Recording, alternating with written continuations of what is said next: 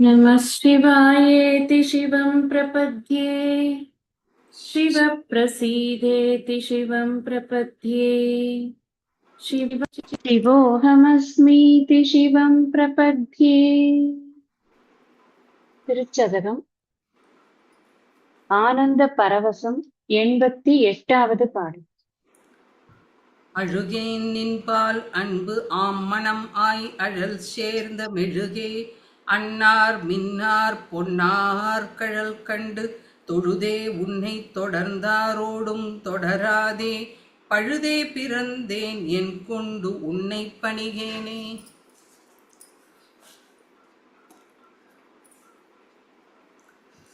கடைசியா பார்த்த பாடல்ல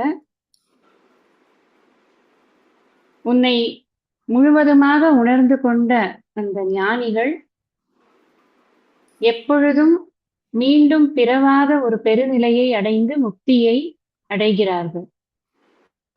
ஆனா நான் எப்படி இருக்கேன் அப்படின்னா, புறமே போந்த காரணத்தினால் என்னுடைய மனசு அந்த முக்தி அப்படிங்கிறதுக்கான ஒரு கிட்டக்க வரத்துக்காக முயற்சியில தான் இருக்கேனே ஒழிய இன்னும் நான் அதை அடையல.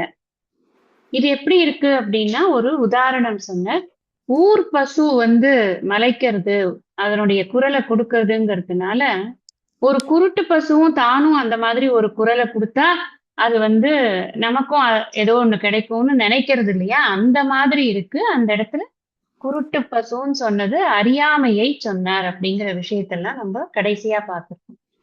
இப்போ இதுல சொல்ற, அழுகேன் நின்பால் அன்பு ஆம் மனம் ஆய் அழல் சேர்ந்த மெழுகே அன்னார் மின்னார் பொன்னார் கழல் கண்டு. நான் எப்படி எப்படி பக்தி பண்ணணும், போன முதலேன்னு சொல்லி கொண்டிருக்க, பக்தி பண்ணணும் அப்படின்னா நெக்கு உருகணும், உள்ளம் உருகி அந்த பக்தியை பண்ணணும் அப்படிங்கறத திரும்ப திரும்ப சொல்லிக்கொண்டே இருக்கிற.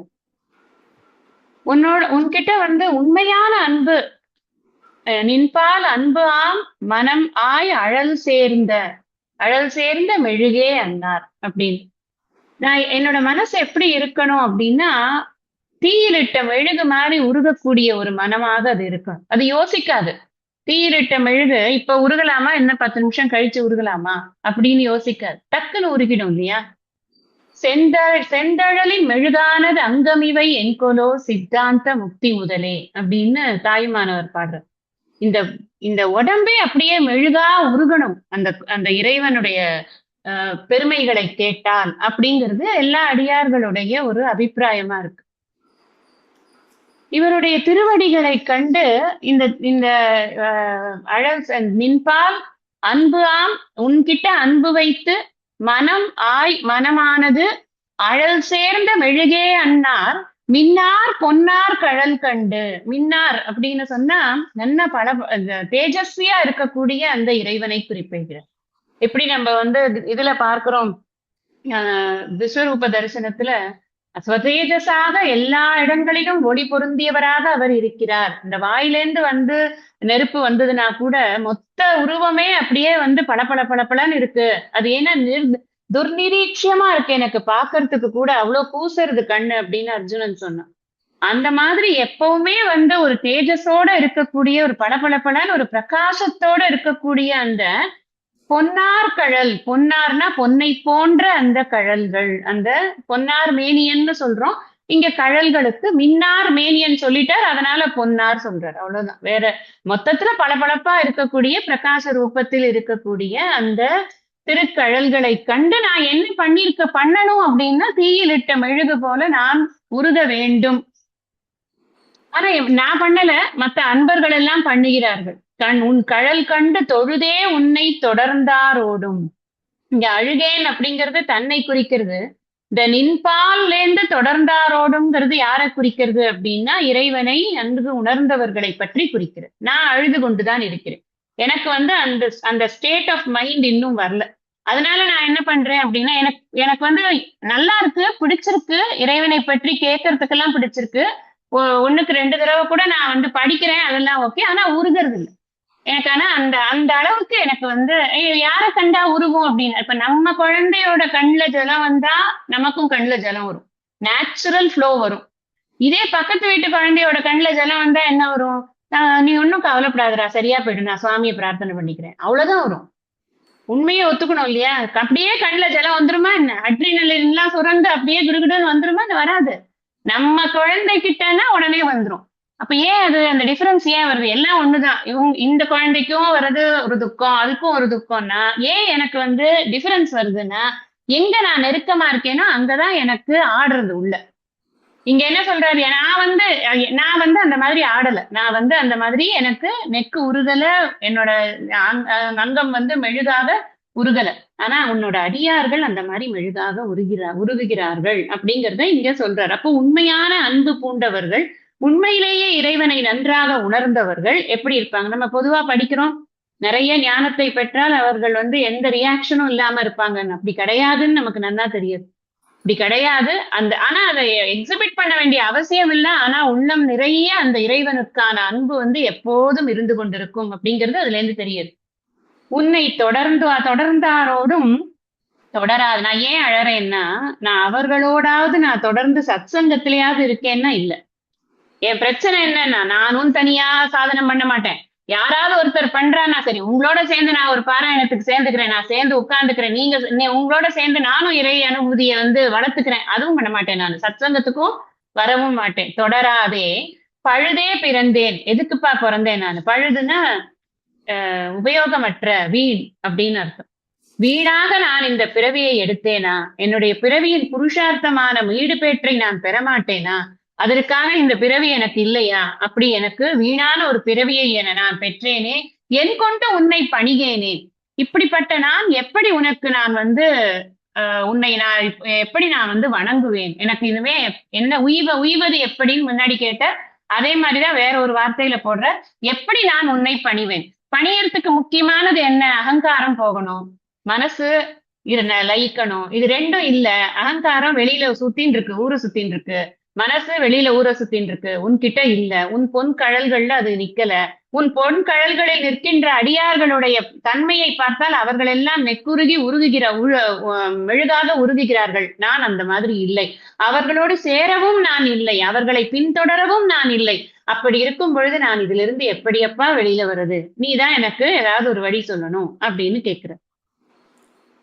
பணிவார் பிணி தீர்த்து அருளிப் பழைய அடியார்க்கு உன் அணியார் பாதம் கொடுத்தி அதுவும் அரிது என்றால் திணி ஆர் மூங்கில் அணையேன் வினையை பொடியாக்கி தனி ஆர் பாதம் வந்து ஒல்லை தாராய் பொய்தீர் மெய்யானே.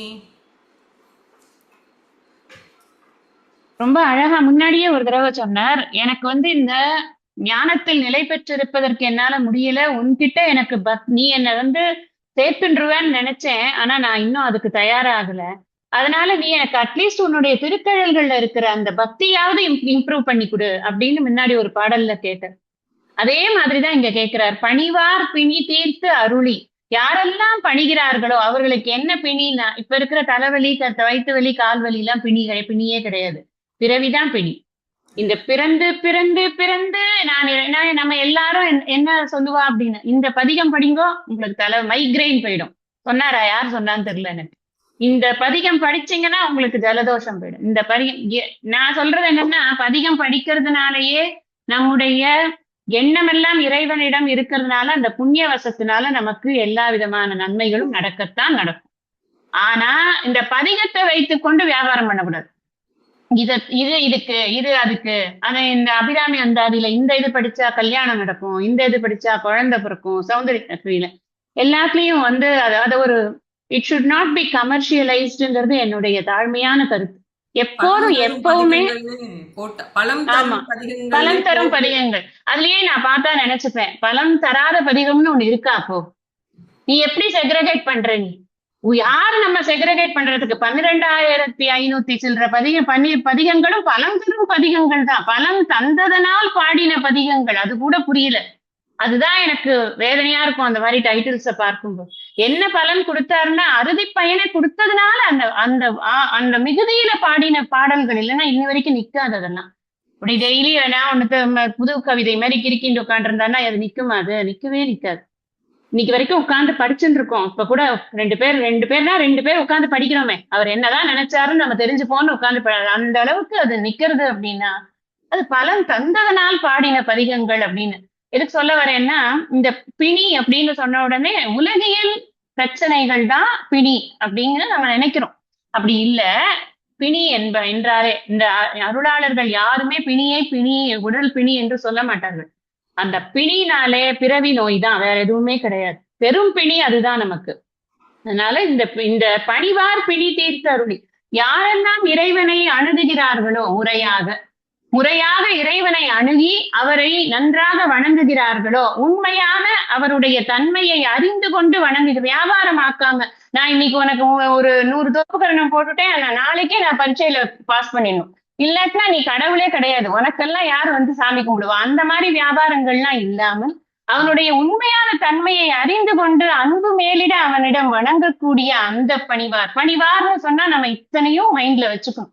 ஏன்னா சாதாரணமா எல்லாரும் இப்படி கும்பிடுறோம். அது என்ன பெரிய கும்பிடுறதுங்கிறது முக்கியம் இல்ல. கும்பிடுறச்சே நீ யார நினைக்கிற? சுவாமி சத்யசாய் பாபா சொல்லுவார், நீ பஜன் பாடும் பொழுது பஜன் யாரோட நாமத்தை சொல்றியோ அந்த நாமி உன் மனசுல இருந்தாதான் அந்த பஜனுக்கு வேல்யூ. நீ பஜன் வாயில வந்து நான் ராமான்னு வந்துட்டும் நீ உன் மனசுல உன் வீட்டை நினைச்சுட்டு இருந்தியானோ வேற ஏதாவது நினைச்சிருந்தா அந்த பஜனுக்கு வேல்யூ இல்லை. You're wasting time. Don't waste time. தேவையே கிடையாது. நாமம் அப்படிங்கிறதுல அவ்வளவு ஒரு மதிப்பு வச்சு நாமிய விட நாமத்துக்கு பலன் அதிகம்னு சாஸ்திரம் சொல்றது. அப்ப நாமிய வந்து நினைக்காம நாமத்தை சொன்னா எப்படி நாமத்துக்கு பலன் இருக்கும்? அதனால நாமத்துக்கு எப்ப பலன் அதிகமாகுதுன்னா நாமி உள்ள இருக்கணும். அதனாலதான் பணிவார்ங்கிறதுக்கு நம்ம அவ்வளவு யோசிக்கிறோம். பணிவார் பிணி தீர்ந்து அருளிய பழைய அடியாருக்குன்னா அந்த தொன்று தொட்டு உன்னையே வணங்கி கொண்டு இருக்கக்கூடியவர்கள். புதுசா அது இன்னைக்குதான் வந்து நான் சிவபெருமான இது பண்ணேன் அப்படி கிடையாது. ஏன்னா திடீர்னு ஒரு அன்பு வருமா? நீங்க யோசிச்சு பாருங்களேன். திடீர்னு ஒரு அன்பு வருமா? நமக்கு அன்பு வருது அப்படின்னாலே அதுக்கு எங்கேயோ விதை இருக்குன்னு அர்த்தம். இல்லைன்னா அது நடக்கவே நடக்காது. அதனாலதான் பூத ஜென்மங்கள் கோடி புனிதனாம் புருடனாமே அப்படின்னு அது சாஸ்திரத்துக்கு சொன்னாலும் நம்ம எல்லாத்துக்கும் பக்தி வரத்துக்கே வேணும். ஏன்னா நம்ம இந்தியால எத்தனை மக்கள் தொகை இருக்கு அப்படின்னு எடுத்துக்கொண்டு எத்தனை பேர் பக்தர்கள்னு ஒரு லிஸ்ட் எடுத்தோம்னா எத்தனை பேர் கிடைப்பா? நிறைய பேர் கிடைக்க மாட்டா இல்லையா? அதனால எது பக்தி அப்படிங்கிறதுக்கு கூட நமக்கு ஒரு புண்ணியம்ங்கிற விதையானது முன்னாடி போட்டிருக்கணும். நம்ம ஏதோ நல்ல காரியம் பண்ணியிருந்தாதான் நமக்கு அந்த ஹையஸ்ட் ஃபார்ம் ஆஃப் எனர்ஜி மேல நமக்கு ஒரு பக்தியானது ஏற்படும். அதனால என்ன சொல்ற? பழைய அடியாருங்கிறது ரொம்ப தொன்று தொட்டு உன்னையே வணங்கி கொண்டிருக்கக்கூடிய, இங்க உடலை தாண்டி சிந்திக்கிறார். அந்த ஜீவன் இருக்கே அது எல்லா பிறவியிலையும் உன்னையே நினைத்து கொண்டு இருந்திருக்கிறது. அதனாலதான் அவர்கள் இப்போ அடியார்களாக இருக்க முடியுது. அப்படிங்கிறதுனால அது பழைய அடியார்கள் ரெஃபர்ஸ் டு த ஜீவா. பழைய அடியார்க்கு உன் அணியார் பாதம் கொடுத்தி. அணியார்னா அழகான, அப்படி ஆறுங்கிற விகுதி வந்து பொதுவா ஆன அப்படிங்கிறதுக்கு, போல அப்படிங்கிறதுக்கு, இதுக்கெல்லாம் சேர்த்துக்க முடியும். அணியார் அப்படின்னா அணினா அழகு, அழகான உன்னுடைய பாதங்கள், அழகு பொருந்திய அழகான உன்னுடைய பாதங்களை கொடுத்து. இங்கேயும் பாதம்ங்கிறத நம்ம புரிஞ்சுக்க வேண்டியது, நீ சரியானபடியான ஒரு உபதேசத்தை கொடுத்து அப்படின்னு. பாதத்தை கொடுத்துன்னு அப்படின்டா பாதத்தை புடிச்சுக்கோ அப்படின்னு சொல்லுவாரா? சொல்ல மாட்டார். பாதம்ங்கிறது டினோட்ஸ் டீச்சிங். அதை புரிஞ்சுக்கணும். பாதத்தை கொடுத்து அதுவும் அரிது என்றால் கொடுத்தி அப்படின்னா நீ கொடுத்திருக்க அப்படின்னு அர்த்தம். நீ வந்து என்ன பண்ணிருக்க? எப்போதும் உன்னையே நினைத்து கொண்டு பணிந்து கொண்டு இருக்கக்கூடிய ஜென்மாந்திரமான தொடர்பு இருக்கக்கூடிய உன்னுடைய அடியார்களுக்கு உன்னுடைய திருக்கழல்களை கொடுத்திருக்கிறாய். இன் அதர் வேர்ட்ஸ், அவர்களுக்கு உன்னை பற்றிய முழுமையான அறிவை கொடுத்திருக்கிறாய். That is the best understanding. உன்னை பற்றிய முழுமையான அறிவை கொடுத்திருக்கிறாய். இது ஒரு சென்டென்ஸ். இதை முடிச்சுட்டார். அதுவும் அரிது என்றால் இவர் என்ன கேட்கிறாரு? எனக்கும் அதான் வேணும்னு கேட்க போறாரு. ஆனா என்ன சொல்றாருன்னா, தன்னை பத்தி தெரியுது, தான் வந்து இன்னும் புறமே போந்தேன் அப்படின்றதுலயேதான் இருக்கார். அதனால அதுவும் அரிது என்றால், ஒருவேளை அது கஷ்டமா இருக்கும் அப்படின்னு நீ நினைச்சனா, அரிதுங்கிறது அவனுக்கு அரிது இல்ல, இங்க வாங்கிக்கிறதுக்கு அரிதுன்னு என்றால், நான் இன்னும் வந்து இது ஆகல, நான் இன்னும் டெவலப் ஆகல, என் மனசை இன்னும் பக்குவம் அடையலன்னு நீ நினைத்தே ஆனால், திணியார் மூங்கில் அடியேன். திணியார் அப்படின்னு சொன்னா வலிமை பொருந்திய அப்படின்னு அர்த்தம். மூங்கில்னா எப்படி இருக்கும்? மூங்கில் வந்து வளையும் இல்லையா? இங்க என்ன சொல்றார், திணியார் மூங்கில். இது எப்படின்னா, வளையக்கூடிய ஒரு பொருள் வளைய முடியாத அளவுக்கு இரும்பு நேர் நெஞ்சு அப்படின்னு முன்னாடி சொன்னார் இல்லையா, அந்த மாதிரி இங்க வளையாத மூங்கில். அப்படியே முத்தி போன மூங்கில் மாதிரி வளைச்சனா உடையத்தான் உடையும். அந்த மாதிரி ஒரு மூங்கிலாக, மூங்கில் அணையேன்னு தன்னை சொல்லிக்கிறார். ஏன்னா நான் பக்குவம் அடையாமல் இருக்கின்றேன், பக்குவம் அடைவதற்கான எந்த முன்னேற்பாடுகளும் செய்யாமல் இருக்கின்றேன். அப்படிப்பட்ட ஒரு என்னை எனக்கு எனக்கு நீ செய்யக்கூடியது ஒண்ணு இருக்குப்பா. என்னன்னா, வினையை பொடியாக்கி எனக்கு எது தடையா இருக்கு, நான் ஏன் பணிய மாட்டேங்கிறேன், நான் ஏன் உன்கிட்ட உன்னுடைய உண்மையான தத்துவத்தை புரிந்து கொள்ள மாட்டேங்கிறேன். ஏன்னா என்னுடைய வினை என் முன்னாடி நிக்கிறது. என் வினை என்ன பண்றதுன்னா, அது வழி நடத்தி கொண்டு போகிறது. அதனால நான் உன்னை விரும்புவதற்கு பதிலாக உலகத்தை விரும்பிக் கொண்டு இருக்கிறேன். அதனால என்னுடைய வினைகளை பொடியாக்கு, நீ என்ன வினைகளை எல்லாம் நீ நீக்கிவிடு, எனக்கு இந்த தீவினைகள் எல்லாம் நீங்கட்டும், இப்போ என்னுடைய பாப்பத்தை போக்கி கொடு அப்படிங்கிற. அப்போ ஆக்கி தனியார் பாதம் ஒல்லை தாரா. ஒல்லைன்னா வேகமா வா அப்படின்னு அர்த்தம், விரைவா வா அப்படின்னு அர்த்தம். தனியார் பாதம், தனியார் பாதம் அப்படின்னு சொன்னா தன்மை நிறைந்த தன்மை அப்படிங்கிறது குளிர்ச்சியான பாதம். ஒரு இடத்துல பொன்னார் பாதம்ங்கிறார், இப்ப தன்மைங்கிறார். பொன்னார் பாதம்னு சொல்லும் பொழுது அறிவின் ஒளி அப்படிங்கிறத புரிஞ்சுக்கணும், தன்மைங்கிறது கருணை அப்படின்னு புரிஞ்சுக்கணும். நமக்கு ஒரு டெக்ஸ்ட் எடுக்கிறோம், அது புரியணும் அப்படிங்கிறதுக்கு பகவானோட கருணை தேவையா இல்லையா? டக்குன்னு புரிஞ்சு விடுறதா என்ன? ஏதாவது ஒண்ணு படிக்கணும்னு ஆரம்பிச்சோம் அப்படின்னா அது நமக்கு நம்மயம் ஆவதற்கு பகவானுடைய கருணை தேவையா இருக்கு. இந்த இடத்துல தன் பாதம் அப்படின்னு தனியார் பாதம் அப்படின்னு சொன்னாக்க கருணையை என் மேல வைப்பா. அந்த மாதிரியாக நீ எனக்கு உன்னுடைய பாதங்களை கொடுக்கும் பொழுது நீ கருணையோடு உன்னுடைய பாதங்களை ஒல்லை தாராய், சீக்கிரமா தா அப்படின்னு சொல்லி அழகான ஒரு வார்த்தை போடுறார். பொய்தீர் மெய்யானே, பொய்தீர் மெய்யானே அப்படின்னு சொன்னா, இந்த பிரபஞ்சம் அப்படிங்கிற தோற்றத்திற்கு வந்திருக்கக்கூடிய இந்த மாயை அப்படிங்கிற பொய்யை கடந்த மெய்யானவனே, இப்ப மாயைக்கு அப்பாற்பட்டவனாக இருக்கக்கூடிய பரம்பொருளே அப்படின்னு இங்க கூப்பிடுறார். நிர்குண பிரம்மத்தை தான் குறிப்பிடுறார் டைரக்டா. இப்ப இது சகுண பிரம்மத்தை சொல்லவே கிடையாது. சகுண பிரம்மத்தை சொல்றதா இருந்தா அதுக்கு வேற விதமான இதை கொடுத்திருப்பார், என்ன சொல்றது, வர்ணனைகளை கொடுத்திருப்பார். ஆனா இங்க நிர்குண பிரம்மத்தை ஸ்ட்ரெயிட்டா குறிப்பிடுறார். நிர்குண பிரம்ம ஞானம் தான் நமக்கு முக்தியை கொடுக்கும், சகுண பிரம்ம ஞானம் நமக்கு பக்தியை கொடுக்கும். பக்தி வேணுமா முக்தி வேணுமான்னு ஒருத்தரை கூப்பிட்டு கேட்டா இல்ல எனக்கு முக்தி தான் வேணும்னு சொல்லுவோம். ஏன்னா முக்தி தான் நமக்கு புருஷார்த்தத்துல சொல்லப்பட்டிருக்கு. பக்திங்கிறது முக்திக்கான ஒரு வசதி பண்ணக்கூடிய விஷயமே தவிர்த்து பக்தியே என்னுடைய அல்டிமேட் கோல் கிடையாது. எனக்கு பக்தி வரணும் பகவானேன்னு நான் கேட்டேன்னாலே நான் முக்திக்காக தான் பக்தியை கேட்கிறேன்னு அர்த்தமே தவிர்த்து பக்திக்காக பக்தியை கேட்கறது அப்படிங்கிறது இல்ல. பக்தி பெருசா ஞானம் பெருசா அப்படின்லாம் நிறைய டிபேட்ஸ் எல்லாம் இருக்கு. பக்தி இல்லாம இருக்கக்கூடாது, பக்தி வேணும், ஞானத்தை அடைந்த பிறகும் பக்தி வேணும். நேத்தி கூட தத்துவபோதம் கிளாஸ்ல நம்ம அப்படிதான் பார்த்தோம். பக்தி பூர்வகமாக இருக்க வேண்டும் நம்முடைய செயல்பாடுகள் அனைத்தும், ஞான பூர்வகமாக இருக்க வேண்டும் நம்முடைய புரிதல் அனைத்தும். இறைவனை பற்றிய புரிதல் எல்லாமே அறிவுபூர்வமான புரிதல் இருக்கணும். அப்பதான் நம்ம எமோஷன்ல மாட்டிக்க மாட்டோம். எமோஷன் தான் நம்மளுக்கு பெரிய எதிரி. பக்தி டெவலப்ஸ் எமோஷன். ஆனா அதுல இருந்து கடக்கணும் அப்படின்னா நமக்கு ஞானம் தேவைப்படும். அதனாலதான் ஞானத்திற்கு ரொம்ப பிராதானியம். தன்மை ஏன் கொடுக்கிறோம் அப்படின்னா it will take us beyond our emotions. எமோஷன்ஸ்னால நமக்கு பலன் கிடையாது. மறுபடியும் நம்ம நமக்கு ஜடபரதர் கதை எல்லாருக்கும் தெரியும். எமோஷன் வச்சு என்ன ஆச்சு அவருக்கு? மறுபடியும் மானா பிறந்தார். அப்புறம் மறுபடியும் இன்னொரு பிறவி வந்தது. எதுக்கு வரணும்? நம்ம தான் வேண்டான்னு தானே கேட்கிறோம். அப்புறம் எமோஷன்ஸ்னால நம்மளுக்கு என்ன பயன் இருக்கு? ஒரு பயனும் கிடையாதுங்கிறதுனால நம்ம இங்க நிர்குண பிரம்மத்தை சொல்லியிருக்கார், பரம்பொருளை பற்றி சொல்லியிருக்கார். இந்த மாயா பிரபஞ்சத்திற்கு அப்பாற்பட்டதாக இருக்கக்கூடிய அந்த பரம்பொருளை அவர் டைரக்டா அட்ரஸ் பண்றார் அப்படிங்கிறது. இது என்னன்னா நமக்கு தேகாத்ம புத்தி இருக்கக்கூடியவர்களுக்கு ஈஸியா பண்ணக்கூடியது எதுன்னா பக்தி தான். உடனே பண்ணக்கூடியது எதுன்னா பக்தி தான். பக்தி அதனாலதான் நம்ம வேண்டான்னு சொல்லவே கூடாது, சொல்லவே மாட்டோம். ஏன்னா அதுல ஸ்டெப்பிங் ஸ்டோன். அதுல இருந்துதான் நம்ம ஆரம்பிச்சு நம்ம அதுக்கப்புறம் தான் அதை கடந்து நம்ம போகணுமே தவிர்த்து பக்தியே வேண்டாம் அப்படி. ஏன்னா தேகாத்ம புத்தியில இருந்துதான் ஜீவாத்ம புத்திக்கு போறான், ஜீவாத்ம புத்தியில இருந்து தான் பிரம்மாத்ம புத்திக்கு போறான். தேகாத்ம புத்தியில இருந்து ஜீவாத்ம புத்திக்கு அவனை கொண்டு வரதுக்கே பக்தி தான் ஒரே ஒரு டூல், வேற டூலே கிடையாது. அப்ப நம்ம பகவானுடைய பெருமைகள், அவருடைய வீரழீய சாகசங்கள் அதெல்லாம் சொல்லி, அவருடைய கருணை எல்லாத்தையும் சொல்லிதான் அவனை கொண்டு வந்து ஜீவாத்ம புத்திக்கு கொண்டு வரும். அப்புறம் நீ பகவத் ஸ்மரணை பண்ணிக்கொண்டே இருந்தால் உனக்கு புண்ணியம் சேரும். அந்த புண்ணியத்தின் பயனாக நீ பிரம்ம புத்தியை அடைவாய் அப்படிங்கறத நம்ம சாஸ்திரம் நமக்கு அழகா ரூட் போட்டு கொடுக்கறது. அதனால இவர் என்ன சொல்றார், நான் உன்னுடைய அடியார்களோடு சேர்ந்து இருக்க எனக்கு தெரியலன்னு போன இதுல சொன்னார். நான் எனக்கு வந்து சேர்ந்து இருக்க தெரியல, அதுக்கு காரணம் என்னங்கறத தானே இங்க சொல்றாரு. எனக்கு ஏன் அது பண்ண முடியலன்னா, எனக்கு இந்த அகங்காரம் ரொம்ப ஸ்ட்ராங்கா இருக்குப்பா, பிரச்சனை அதுதான். அதனால அதைத்தான் சொல்றாரு, திணியார் மூங்கில் அப்படிங்கிறது என்ன, வளையாத ஒரு மூங்கில். அந்த அகங்காரம் வந்து அவ்வளவு ஸ்ட்ராங்கா இருக்கு.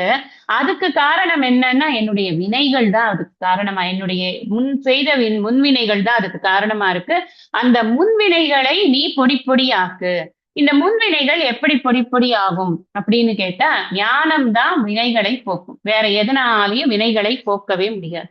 அதுவும் எஸ்பெஷலி நம்மளுடைய முன்வினை பயன்கள் அப்படின்னு இருக்கு இல்லையா, நம்மளுடைய சஞ்சித கர்மா அப்படிங்கிறது போகணும் அப்படின்னா ஞானாக்னி தத்த கர்மாணி அப்படிங்கிறார் கிருஷ்ணர் வந்து கீதை. ஞானத்தினால் தான் கர்ம வினைகள் போகும். அதனால என்ன சொல்றார், எனக்கு கருணையோடு கூட நீ அந்த ஞானத்தை கொடுப்பாய், அதுதான் தனியார் பாதம் வந்து ஒல்லை தாராய் அப்படின்னு. அடுத்தது, யானே பொய் என் நெஞ்சம் பொய் என் அன்பும் பொய் ஆனால் வினையேன் அழுதால் உன்னை பெறலாமே தேனே அமுதே கரும்பின் தெளிவே தித்திக்கும் மானே அருளாய் அடியேன் உனை வந்து உறும் ஆரே. ரொம்ப அழகான பாட்டு, ரொம்ப ஃபேமஸான பாட்டு கூட, எல்லாருக்கும் நிறைய பாராயணங்கள்ல எல்லாம் வரக்கூடிய பாட்டு தான் இது. யானே பொய் என் நெஞ்சம் பொய். யான் அப்படின்னா முன்னாடியே சொன்னேன், ஜீவனைத்தான் குறிப்பிடுறார் அப்படின்னு. ஏன்னா அந்த யானும் இந்த பொய்யும் புறமே போந்தோம் அப்படின்னு முன்னாடி சொன்னார். யானும் பொய்யும் புறமே போந்தோம்னு சொல்லும் பொழுது அந்த யான்கிறது ஜீவனை குறிக்கிறது, பொய்ங்கிறது இந்த பிரபஞ்சத்தை குறிக்கிறது, மாயா பிரபஞ்சத்தை குறிக்கிறது. நாங்க ரெண்டு பேருமே உன்னிடம் இருந்து விலகி இருக்கிறோம் அப்படிங்கிறத அந்த இடத்துல சொன்னார். அந்த புறமே போந்ததை வச்சுட்டேதான் லாஸ்ட் 3-4 பாட்டு நம்ம பார்த்திருக்கோம். இங்கேயும் அந்த யானே பொய்ங்கிறத மறுபடியும் கொண்டு வர்றார். யானே பொய்ங்கிறது என்ன, ஜீவாத்மா பொய்யா மெய்யா அப்படிங்கிற ஒரு விசாரம் பண்ணினோம்னா, அது பொய்யா இருக்குமா மெய்யா இருக்குமா? ஜீவன்கிறது எங்கேருந்து வந்து, இந்த ஜீவன்கிறது அனாதியா இருக்கு. ஆனா ஜீவாத்மாவுக்கு எங்க ஐடென்டிபிகேஷன் இருக்கு அப்படின்னா, இந்த உடம்பு மனசு புத்தியோட தான் அதை ஐடென்டிஃபை பண்ணி கொண்டிருக்கு. எப்ப வரைக்கும் அது உடம்பு மனசு புத்தியோட ஐடென்டிஃபை பண்ணிக்கொண்டு இந்த உலகம் உண்மை, உடல் உண்மை அப்படின்னு நினைக்கிறதோ, அப்ப வரைக்கும் அது இந்த பொய்யான பிரபஞ்சத்தோட தான் தன்னை இணைத்து கொண்டு இருக்கிறது. அதனால பொய்யான பிரபஞ்சத்தோட இணைத்து கொண்டு இருக்கிறதுனால ஜீவன் பொய்யாயிடுச்சு. அதனாலதான் நானே பொய் அப்படிங்கிற, நான் நினைச்சு கொண்டிருக்கிற இந்த ஜீவன்கிற ஸ்திதியில அது பொய். நான் பிரம்மம்னு நான் வந்து என்னை புரிஞ்சுட்டேன் அப்படின்னு சொன்னா, அதுக்கப்புறம் நான் மெய்யோட என்னை கனெக்ட் பண்ணிக்கிறேன். அப்ப நான் மெய் உணர்வை பெறுகிறேன். அப்ப நான் மெய்யறிவை பெற்றதனால் நான் மெய்யாகிறேன். இப்ப நான் பண்ணல இல்லையா, மெய்யறிவை பெற்றுட்டேன் அப்படின்னு சொன்னா முக்தி அடைந்தேன்னு அர்த்தமாயிடுது. அப்ப அந்த முக்தி அடையறதுக்கு வரைக்கும் நான் என்ன பண்றேன், எனக்கு அந்த அறிவு பலப்படாத வரைக்கும், ஞானம் நிஷ்டை ஆகாத வரைக்கும் நான் ஜீவன்கிற ஒரு ஐடென்டிட்டியில தான் நான் இருக்கேன். ஜீவன்கிறது தன்னை இந்த உலகத்தோடு இணைத்து கொண்டு பேசக்கூடிய ஒரு இடத்துலதான் இருக்கு. அதனால அது பொய்யோடு இணைந்ததனால், அது நித்தியமா இருக்காததுனால, அது அனித்தியமா இருக்கிறதுனால அது பொய் அப்படிங்கறது தான் சொல்ற யானே பொய். அது மட்டும் இல்லை, என் நெஞ்சம் பொய் அப்படிங்கிறது. இந்த நெஞ்சம் பொய், யானே பொய்னா அந்த உடம்புதான் பொய்யா, மனசு அப்படின்னு நமக்கு. ஏன்னா இந்த உடம்பு மனசு புத்தி அப்படின்னு பாடி மைண்ட் காம்ப்ளெக்ஸ்ன்னு சேர்த்துதான் சொல்றோம். நம்ம ஜீவன் எதோட ஐடென்டிஃபை பண்ணிட்டு இருக்குன்னா பாடி மைண்ட் காம்ப்ளெக்ஸ்ன்னு சொல்றோம். இப்ப பாடி மைண்ட் காம்ப்ளெக்ஸ், பாடியும் போய் ஓகே புரிஞ்சிடுது, கொஞ்ச நாள் தான் இருக்கும், அப்புறம் போயிடும். நேத்திக்கு நரமுடி இல்லை, இன்னைக்கு நரமுடி வந்தது. நேத்திக்கு ஹேர் ஃபால் இல்லை, இன்னைக்கு ஹேர் ஃபால் வந்தது. மொட்டை கூட ஆயிடுத்து.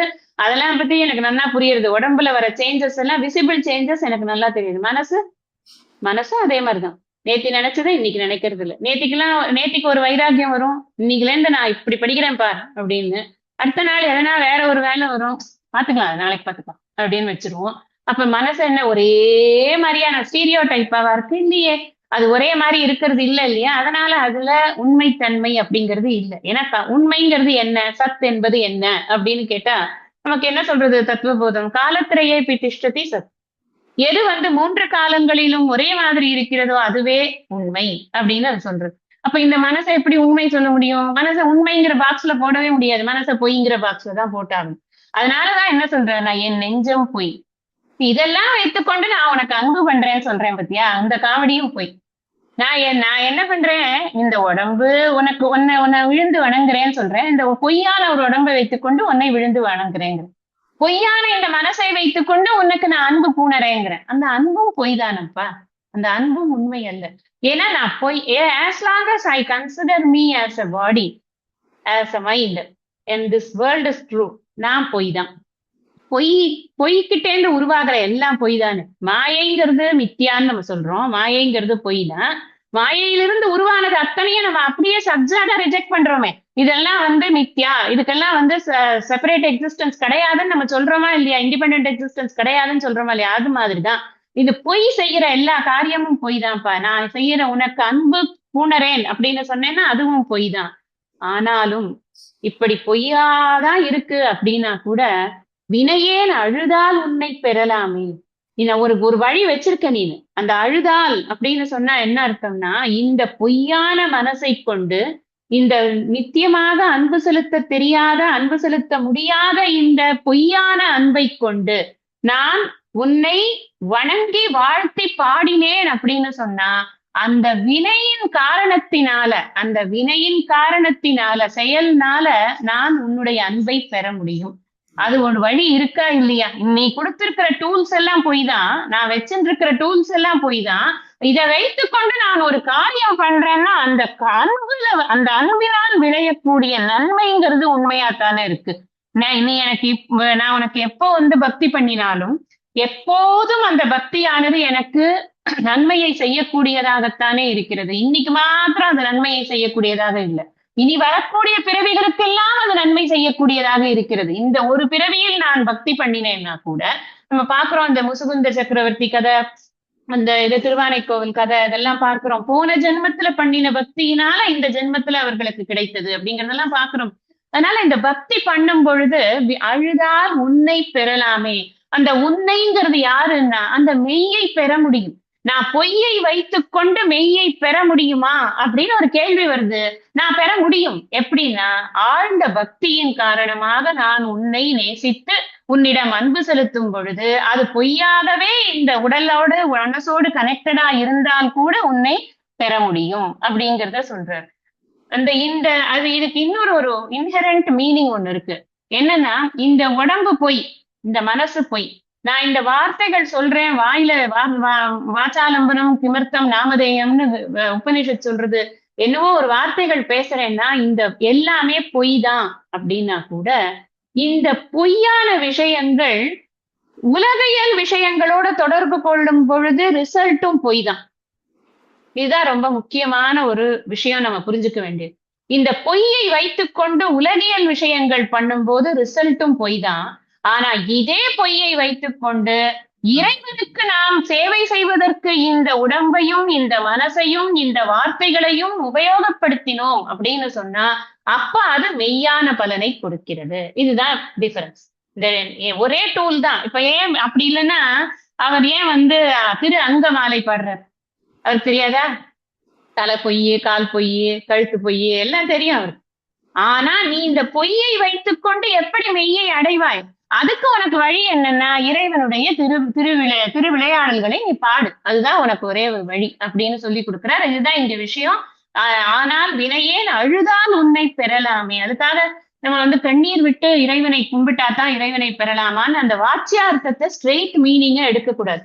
அழுதால் அப்படின்னு, அழறதுங்கிறது என்ன அர்த்தம்னா ஒரு முயற்சி செய்வது, ஆழ்ந்த முயற்சியத்தான் அழுதால்னு குறிப்பிடுறாரு. நன்றாக முயற்சி செய்யறது. அழும்போது நாம எப்படி இருப்போம்? இப்போ எனக்கு ஒரு பிரச்சனையா இருக்கு, ஒருத்தரோட எனக்கு ப்ராப்ளம் இருக்கு, அவங்க ஏதோ என்ன சொல்றாங்க, நான் வந்து எப்ப கண்ணுல தண்ணி வரும் எப்ப வராது அப்படின்னா, எப்ப நம்மளுடைய அகங்காரம் இல்லாம இருக்கோ அப்ப ஆட்டோமேட்டிக்கா நமக்கு கண்ணுல ஜலம் வந்துடும். ஈவன் கோபமா ஒரு விஷயம் நடந்தா கூட அவங்க முன்னாடி நான் என்னோட வீக்னஸ காட்ட மாட்டேன் அப்படின்னு ஸ்டப்பர்னா இருந்தேன்னா எனக்கு கண்ணுல ஜலம் வராது. ஆனா அவங்க முன்னாடி யார் என்ன சொன்னா பரவாயில்ல, எனக்கு அழுக வந்து நான் அழுவேன் அப்படின்னு சொன்னா அங்க அகங்காரத்தினுடைய வேலை இல்லை. இது உலகியல் விஷயத்துல. இதே இறைவன் கிட்ட கொண்டு வந்து வச்சோம்னா, எனக்கு உன்னிடம் கேட்பதற்கு வெட்கம் கிடையாது, உன்னிடம் கேட்பதற்கு தயக்கம் கிடையாது. எனக்கு என்ன வேணுமோ அதை நான் உன்னிட்டதான் கேட்கணும், வேற யார்கிட்டயும் என்னால கேட்க முடியாது. இப்ப 100 பாட்டு புலம்புறாரு, வேற யார்கிட்டயாவது போய் கேட்க முடியுமா? நீ என்னை சேர்த்துக்கோ, நீ என்ன சேர்த்துக்கோ, நீ என்ன சேர்த்துக்கோன்னு ராஜா கிட்ட கேட்க முடியுமா? கேட்க முடியாது. இவர்கிட்டதான் கேட்க முடியுங்கிறதுனால இதெல்லாமே அழுகிறதுதான். திரும்ப திரும்ப ஒரே விஷயத்தை சொல்லிக்கொண்டு நம்முடைய மனதில் இருக்கக்கூடிய தாபத்தை வெளிப்படுத்துவதுங்கிறது தான் இங்க அழுது. அப்ப நிறைய முயற்சி பண்ணணும், அகங்காரம் இல்லாத முயற்சி பண்ணணும். அதைத்தான் அழுகைங்கிற வார்த்தையில நம்ம புரிஞ்சுக்கிறோம். அழுதால் உன்னை பெறலாமே, தேனே அமுதே கரும்பின் தெளிவே தித்திக்கும் மானே அப்படின்னு. இதெல்லாம் வந்து அட்ரஸ். அவரை வந்து அழுதாச்சு அப்படின்னாலே ஒரு மனசுல ஒரு இது வந்துரும் இல்லையா, ஒரு ஈரம் வந்துரும். அதுக்கப்புறம் நம்ம கொஞ்சம் ஸ்வீட் வேர்ட்ஸ் போட்டு கூப்பிட வேண்டாமா பகவான்? அதனால தேனே அமுதே கரும்பின் தெளிவே. கரும்பின் தெளிவேன்னா அந்த அந்த ருச்சி. கரும்பு சாறு எவ்வளவு ருச்சியா இருக்கு, அந்த மாதிரி நீ இருக்கப்பா. உன்னை பேசும்போது அவ்வளவு ருச்சி வருது எனக்கு வாயில. அதனால கரும்பின் தெளிவே தித்திக்கும் மானே அருடாய் அடியேன் உனை வந்து உருமாறே. அவர் கேட்கறது ரொம்ப அழகான ஒரு பிரார்த்தனை. உன்னை எப்படி வந்து நான் சேரணும், அதை எனக்கு சொல்லிக்கூட. வழி ஆரே அப்படிங்கிற வழிய சொல்லி கொடு. எனக்கு வந்து எந்த மேஜிக்கும் வேண்டாம், உன்னை எப்படி நான் வந்து சேரணும் அப்படிங்கிறதுக்கான வழியை சொல்லி கொடு. நம்ம இதுல பார்த்து கொண்டே இருக்கோம் இந்த ஆனந்த பரவசம் இது வரைக்கும். இதுல வந்து நிறைய வந்து அவருடைய தாபம் என்னவா இருக்குன்னா, உன்னை அடைந்தவர்களும் அடைய முற்படுகின்ற என்னையும் பற்றிய ஒரு கம்பேரிசன் தான் இது ஃபுல்லா பார்த்துருக்கோம். இந்த 10 பாடல்கள்லயும் மெஜாரிட்டி நமக்கு வந்து அடைந்தவர்கள், அடைய முற்படுகிறவர்கள், அதை நான் கம்பேரிசன் பாக்குறோம். அவரோட தாபமே என்ன அப்படின்னா, அதுக்கான வழி தெரியாம நான் தத்தளிக்கிறேன்.